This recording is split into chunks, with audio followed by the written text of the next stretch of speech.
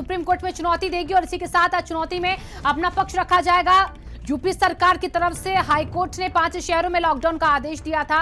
इस फैसले को अब यूपी सरकार जो है वो चुनौती दे रही है। अवैस उस्मानी से इसी खबर पर हम अपडेट लेते हैं। अवैस, आज सुप्रीम कोर्ट में सुनवाई के दौरान क्या कुछ पक्ष सामने आ सकता है यूपी सरकार का, और क्या दलीलें हो सकती हैं जिससे कहा जा सके कि यूपी में लॉकडाउन नहीं होगा?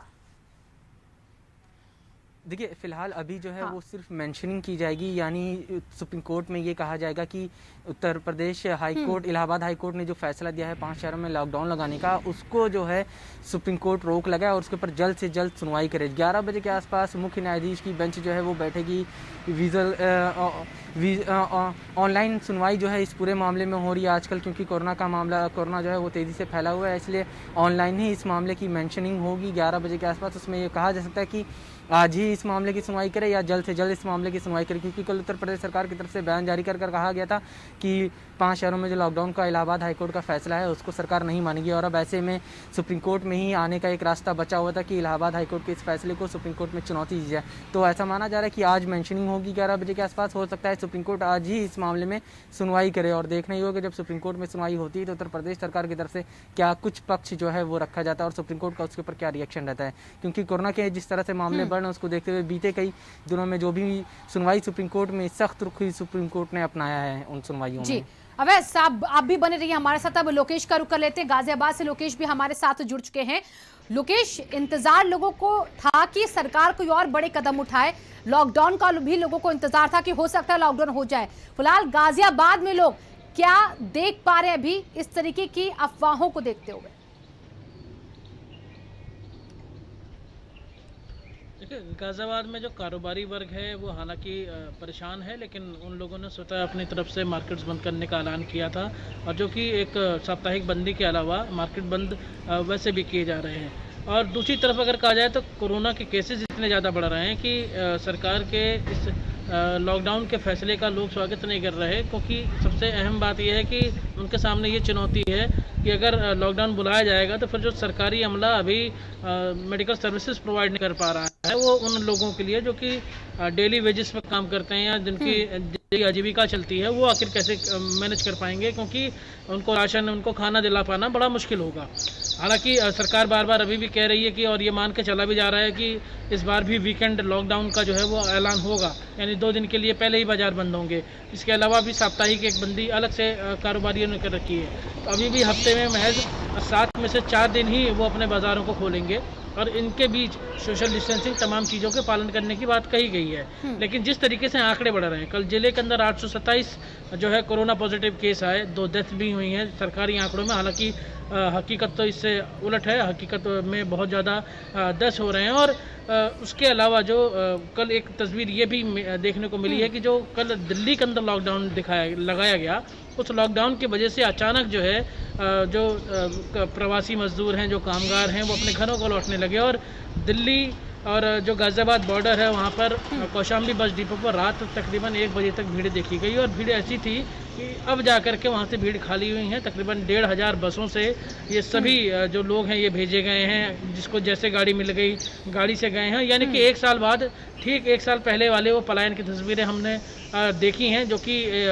मजदूरों से जाते हुए देखी। और हालांकि मजदूरों ने ये बात बोली भी कि 1 साल में उनके लिए कुछ नहीं बदला, क्योंकि जो व्यवस्थाएं होनी चाहिए थी, जो तैयारियां होनी चाहिए थी सरकारों के स्तर पर, वो तैयारियां नहीं की गई। और इसी वजह से वो काफ़ी खफा थे, क्योंकि वो पैदल अपने घरों की तरफ जा रहे थे, क्योंकि उनके सामने चुनौती थी कि अगर वो दिल्ली में रुकते हैं, काम नहीं मिलता है, तो उनको खाने पीने का इंतज़ाम कैसे होगा, वो अपनी जो जीवन यापन है वो कैसे करेंगे। तो इसीलिए अपनी जान को जोखिम में डाल के बसों की छतों पर ट्रैवल करके वो सभी लोग गए हैं। बिल्कुल लोकेश, मेडिकल सर्विसेज ये समझ रहे हैं कि अगर लॉकडाउन हुआ तो कैसे अपना भरण पोषण, अपने परिवार का भरण पोषण करेंगे। संजय का रुख एक बार फिर से कर लेते हैं। संजय, लखनऊ में भी देखिए बहुत से लोग हैं जो दिल्ली से आ रहे होंगे, मुंबई से आ रहे होंगे, क्योंकि अब जब दिल्ली में लॉकडाउन है, महाराष्ट्र में लॉकडाउन है, तो ये स्थिति बहुत खराब हो सकती है आने वाले दिनों में यूपी के लिए।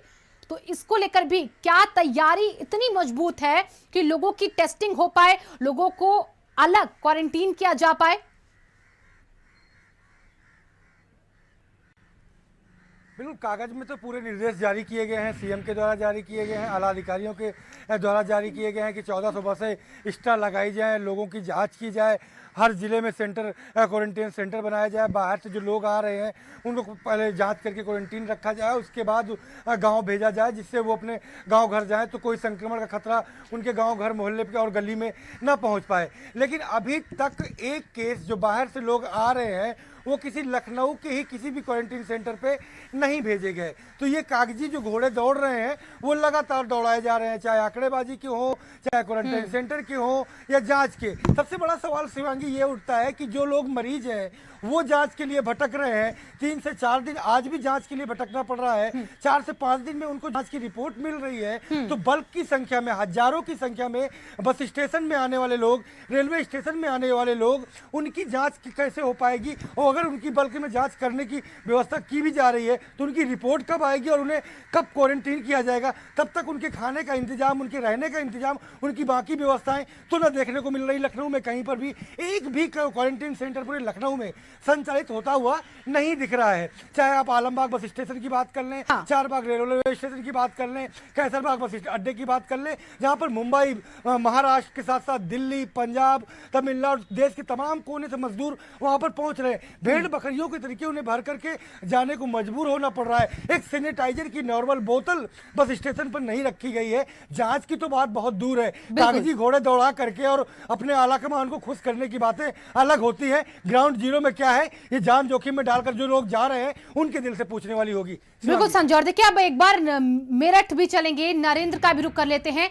नरेंद्र, देखिए जिस तरीके से अभी फिलहाल हालात हैं, सख्ती की बात कही जाती, लेकिन जो अमला जमला है वो तो यहाँ पर सुस्त पड़ा हुआ है। तो कैसे लोगों को समझाया जाए, कैसे उनकी टेस्टिंग की जाए? वो कंटेनमेंट जोन जहां के लोग बात ही नहीं मान रहे, उनके लिए क्या व्यवस्था वहां पर?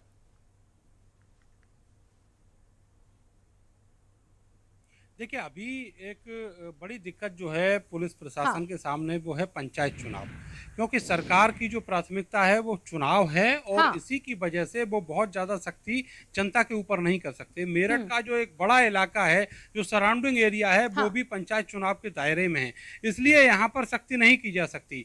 और जहाँ जहाँ ऐसे इलाके हैं जो घनी आबादी वाले इलाके हैं, वहाँ पर कोशिश की जा रही है कि अगर बल्क में वहाँ केसेज मिल रहे हैं तो वहाँ बैरिकेड किया जा रहा है। लेकिन लोग इसलिए नहीं मान रहे हैं क्योंकि बाजार खुले हुए हैं और लोगों का मूवमेंट जारी है। एक इलाके से दूसरे इलाके की ओर जाने वाले जो लोग हैं वो लगातार वहाँ से निकल रहे हैं। तो ऐसे में बैरिकेडिंग कितना ज़्यादा प्रभावी होगा समझा जा सकता है। तो अभी जितना भी किया जा रहा है प्रयास, वो केवल यही है कि स्वास्थ्य सेवाएँ जो हैं उनकी तरफ कुछ फोकस किया जाए। लेकिन अभी प्रशासन और पुलिस को फुर्सत नहीं है पंचायत चुनाव से। तो जब पंचायत चुनाव पूरा हो जाएगा उसके बाद में वो कुछ सोचेंगे इसके बारे में। तब तक लोग मरते हैं तो मरें, और लगातार लोग मर भी रहे हैं। पूरे पश्चिमी उत्तर प्रदेश का जो बड़ा मेडिकल हब है वो मेरठ है, और यहाँ पर प्राइवेट अस्पतालों में और जो मेडिकल कॉलेज है वहाँ पर लगातार जो कोविड के बेड्स हैं वो पूरी तरीके से भर चुके हैं। मेडिकल कॉलेज की ये स्थिति है कि वहाँ पर एक एक बेड पर 2-2 लोग लेटे हुए हैं, ऑक्सीजन लगाए हुए हैं। इस तरह के हालात वहाँ पर हैं। बहुत सारे ऐसे छोटे अस्पताल हैं जिनको कोविड अस्पताल घोषित किया गया है, वहाँ पर सुविधाएं नहीं है, वहाँ पर ऑक्सीजन नहीं है, और जब मरीजों की हालत बिगड़ती है तो उनको बड़े अस्पतालों की तरफ भेज दिया जाता है। लेकिन रात को ही एक ऐसा मरीज जो संतोष अस्पताल, यहाँ पर जो कोविड अस्पताल घोषित किया गया है, वहाँ से भेजा गया। उसकी तबीयत अचानक बिगड़ी, लेकिन वहाँ जो डॉक्टर थे वो उसको संभाल नहीं पाए, मेरठ मेडिकल भेजा, लेकिन जब तक वो भर्ती हो पाता उससे पहले ही उसकी मौत हो गई। तो इस ये तरह के हालात हाल जो नरेंद्र है हैं। आप सभी हमारे साथ अभी बने रहिए, बड़ी खबर भी लगातार